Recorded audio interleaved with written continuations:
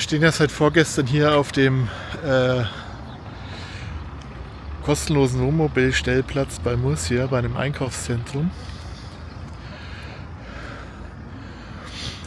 Und werden jetzt heute nochmal die Zeit nutzen, um einkaufen zu gehen. Und vielleicht entdecken wir ja noch was anderes für euch. Und morgen geht es dann weiter auf einen Stellplatz bei Cartagena, wo wir dann bis Sonntag bleiben, um uns die Stadt anzuschauen und auch etwas arbeiten zu können. Selbst hier in einem spanischen Einkaufszentrum mitten im Nirgendwo gibt es einen Laden für uns Nerds.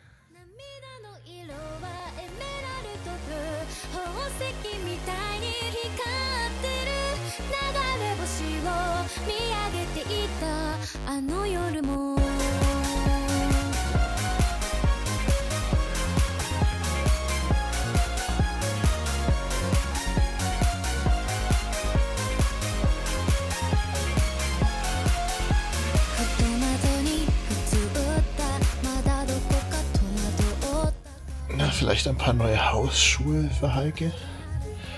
Passend zum Mando. Das ist super.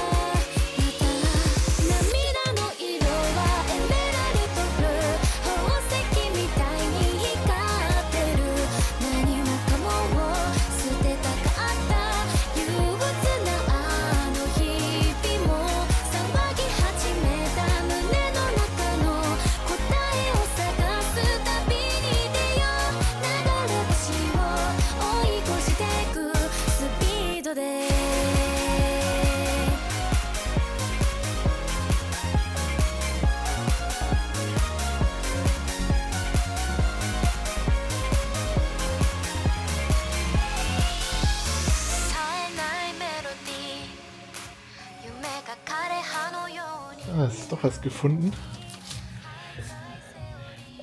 Als ob wir nicht genug Notizbücher hätten, aber okay. Das ist schon ganz besonders. Und in Einkaufsmärkten gibt es ja auch wieder so überflüssiges Zeug wie das hier, was wir jetzt aber trotzdem mal ausprobieren werden. Eine Zuckerwattemaschine. Genau, das habe ich vergessen zu erwähnen. Ah, da gibt es einen Countdown, das heißt, ich muss jetzt schnell zahlen anscheinend. Apple Pay. Ja, mach ich doch. Also.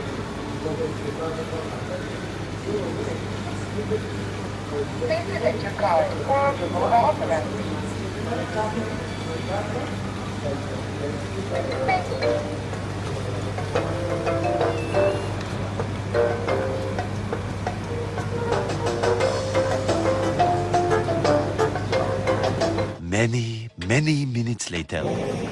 Ah, jetzt legt er los.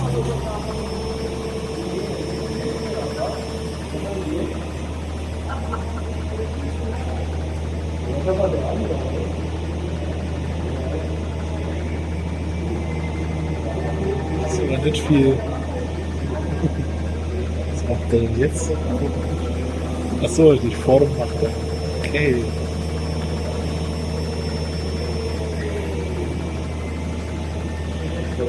Die Scheibe ist etwas beschlagen.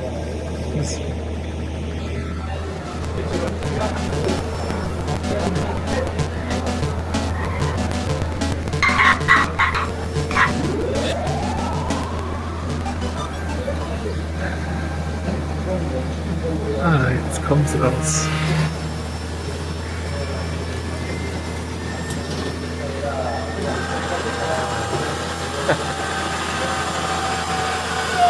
Gut, dann ist es raus.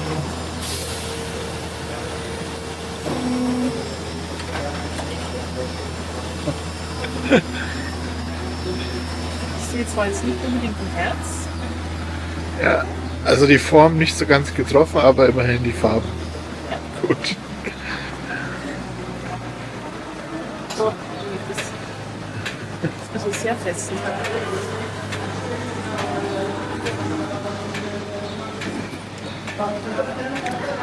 Also sogar ich doch bin mit jetzt Geschmack. nicht direkt ein Fan von Zuckerwatte, aber man muss es immer probieren.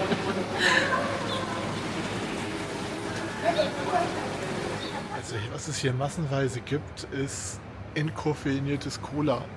Wer trinkt das? Das schmeckt so ekelhaft. Aber die Spanier scheinen da echt drauf zu stehen irgendwie. Keine Ahnung. Riecht schon mal gut. Schauen wir mal rein.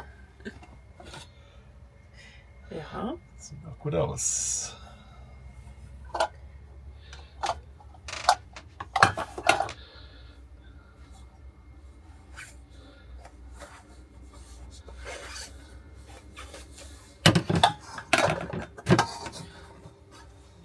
Oh, etwas Jetzt. bisschen dunkel geworden, aber es geht noch nur auf eine Hälfte irgendwie. Ja, weil es schief ist anscheinend, ne? Gut. Ja, probieren wir mal später.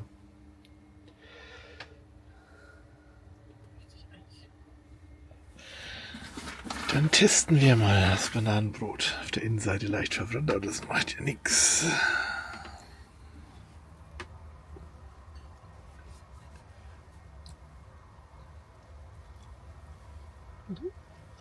Lecker.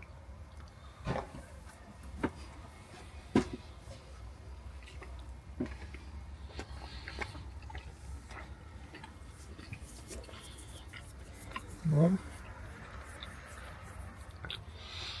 Ist gut.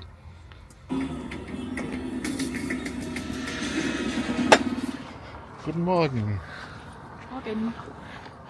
Wir stehen hier seit vorgestern in der Nähe von Cartagena auf einem Stellplatz, um ein bisschen zu arbeiten. Und heute fahren wir mit dem Bus in die Stadt, um uns Cartagena was anzuschauen. Genau, in Katharina gibt es eine Besonderheit, auf die ich mich schon sehr freue und sehr gespannt bin. Da gibt es eine archäologische Stätte wohl. Ich habe noch keine Ahnung, wir haben jetzt noch nicht genau geschaut, was es da gibt, aber ich bin sehr gespannt.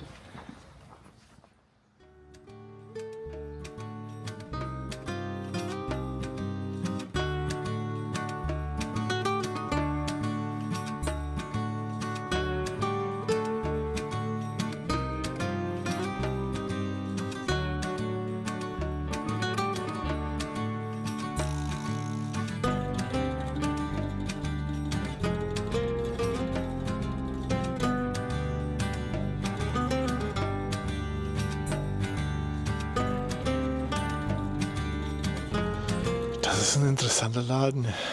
Hier Marvel-Figuren, Funko Pops, ein Torhammer. Und wenn wir jetzt mal 2 Schritte nach rechts machen, Heiligenfiguren. Welch eine Kombination.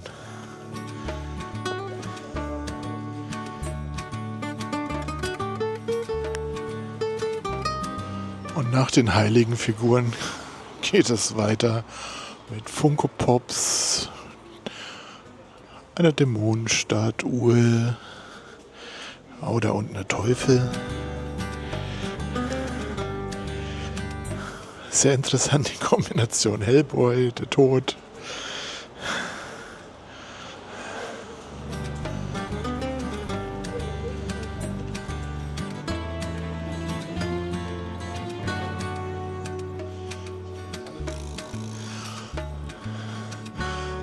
Das scheint hier so der Nerdladen von Cartagena zu sein.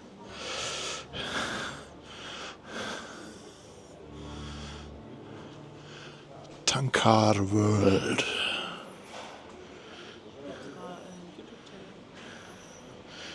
Oh, Heike sagt gerade, es gibt sogar einen YouTube-Channel.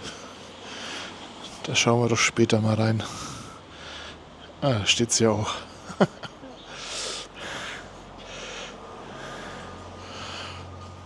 The House of Heavy Metal. Interessant.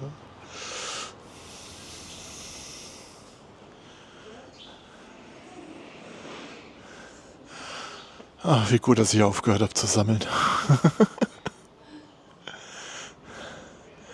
Da oben gibt es sogar eine Alice Cooper-Statue für Heike. Oder hier nochmal klein, aber die oben schaut besser aus.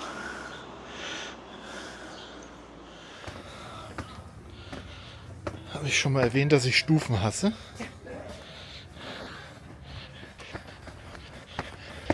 Die Rolltreppen sind leider nicht mehr in Betrieb.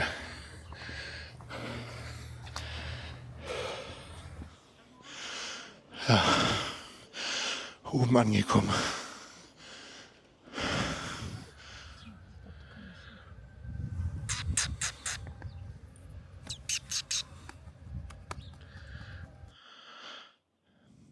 Ja, so ist das Gelände hier gesichert. Genauso gut wie so manches Unternehmen oder die elektronische Patientenakte, würde ich sagen. Security by Design. Da ist zwar ein Tor.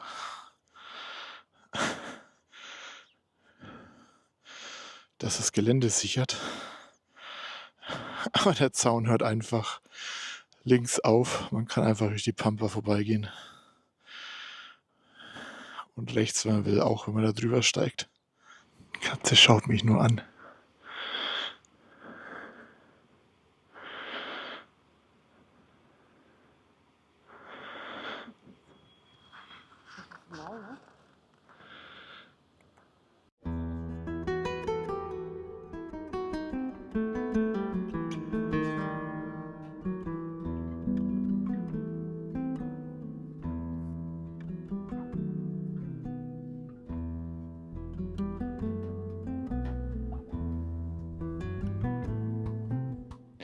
Ich finde ja fast die Architektur des Museumsdaches interessanter als die alten Steine darunter.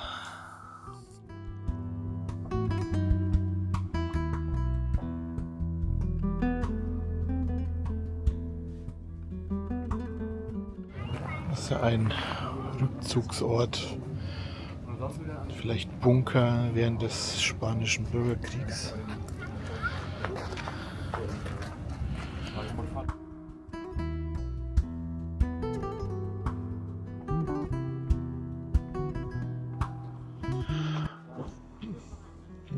Von hier aus kann man das Meer sehen, also den Hafen von Cartagena. Hier haben wir eine schöne Übersichtskarte über die Topografie der Stadt von hier aus gesehen. Drüben ist auch noch eine Burg, Castillo de la Concepción. Überhaupt gibt es hier sehr viele Burgen ringsum. Dienten vermutlich der Verteidigung der Stadt.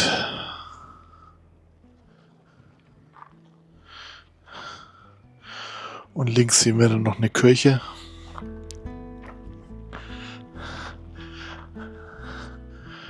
Einen sehr schönen Kuppelbau.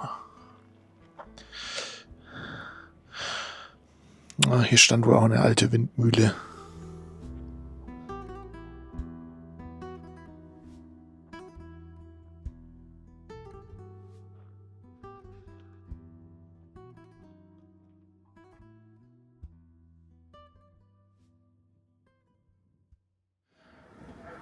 Ja, da wird einfach fürs Stadtbild mal so die Fassade erhalten, ne? Damit es schöner ausschaut in der Gasse.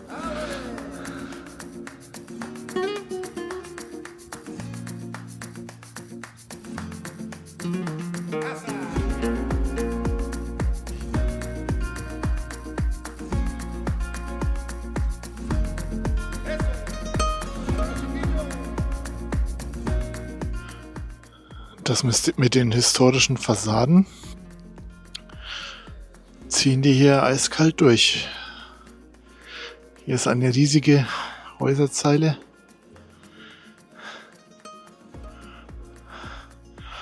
Wo auch nur noch die Fassade steht.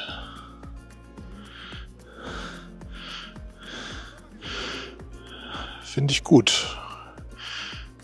Wäre nur interessant, ob sie das dann irgendwann dahinter auch mal wieder bebauen. Oder ob sie die nur stehen lassen und dann abreißen, wenn was Neues gebaut wird. Schaut auf jeden Fall besser aus, als wenn man hier lauter Baulücken hätte. Und wie hat dir denn Cartagena bisher so gefallen? Also ich fand es jetzt bis jetzt super. Ich habe hier in der Stadt jetzt so viele Fotos und Videos gemacht wie noch nie. Es ist einfach so viel zu sehen. Auch die archäologische Stätte war sehr interessant. Aber auch die Architektur, die es hier in der Stadt gibt und man immer wieder auf die trifft, die ist auch sehr sehenswert.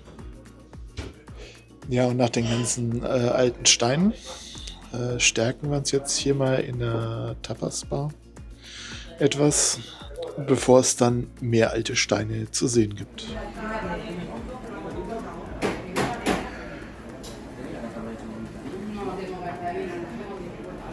Schaut sehr lecker aus. Die Soße auf den Kartoffeln ist gut scharf. Mal gespannt auf die Gambas. Cartagena hat natürlich noch viel mehr Sehenswürdigkeiten, aber wir wollten euch den Anblick weiterer alter Steine erstmal ersparen und zeigen euch stattdessen noch einen kleinen Eindruck der hier ebenfalls in großem Maße zu findenden Street Art.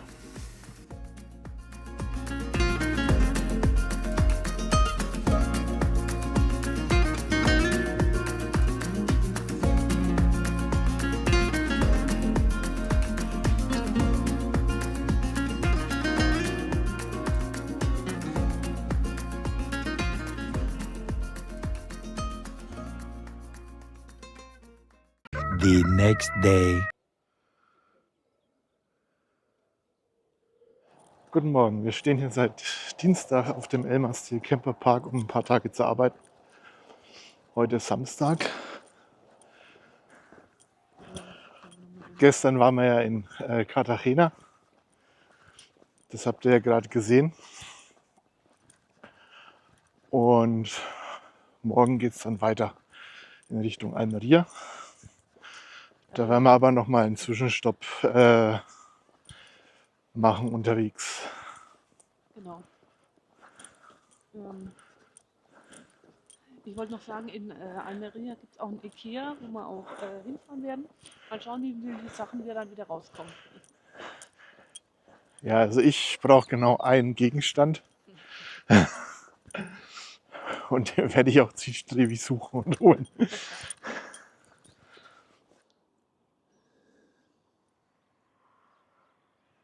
Komm her. Mag's nicht. Okay.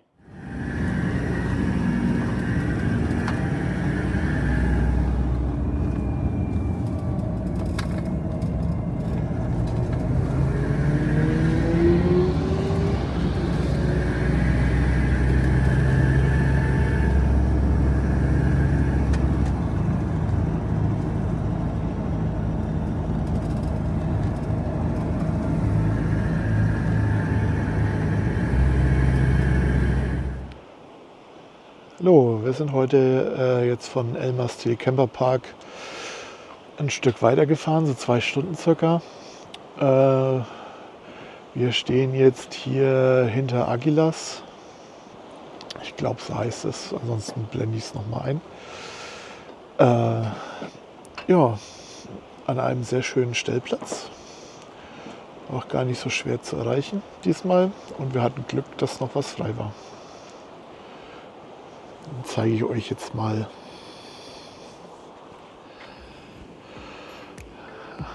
ein paar alte Ruinen.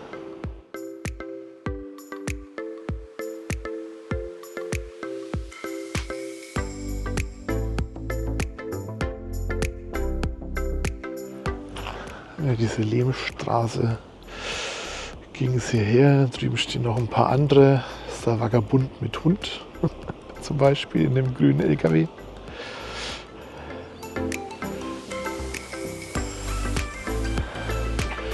Da oben wären auch noch Plätze gewesen, aber da ging es nochmal einen steilen Berg hoch.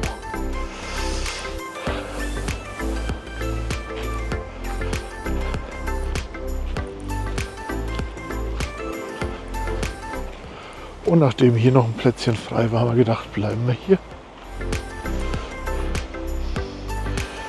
Ja, aber das Beste ist natürlich die andere Seite vom Stellplatz.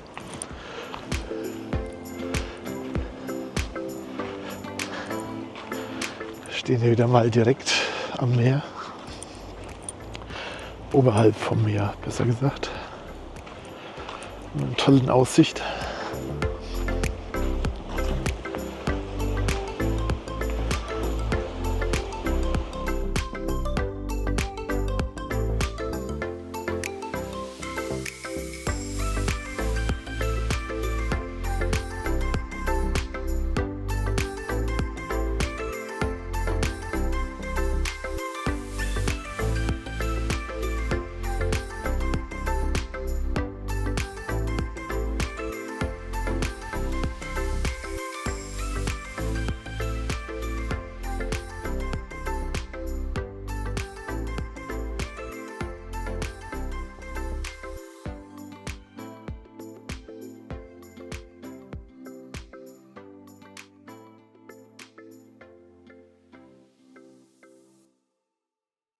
The next day. Mal schauen, ob man mich versteht mit dem Mikro unterm T-Shirt. Aber hier ist es ziemlich stürmisch.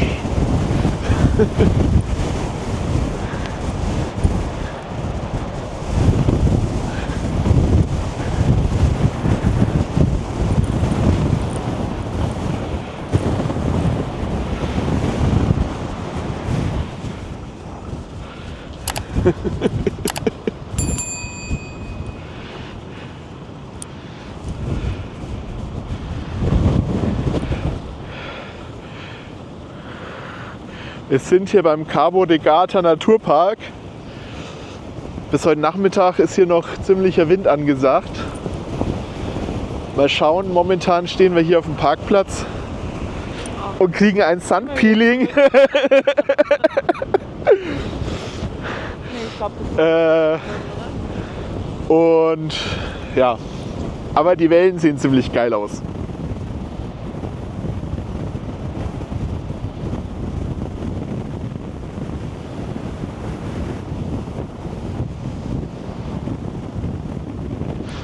So, ich gehe jetzt mal zurück zum Mando. Das britzelt ganz schön auf der Haut hier, der Sand.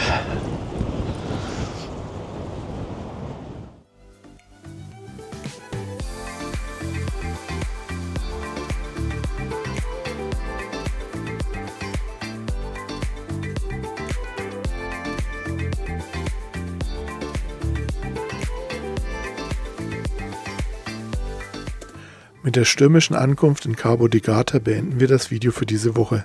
Nächste Woche gibt es dann mehr von diesem wunderbaren Fleckchen Erde zu sehen. Außerdem wird Mando zurechtgebogen und bekommt ein Technik-Upgrade.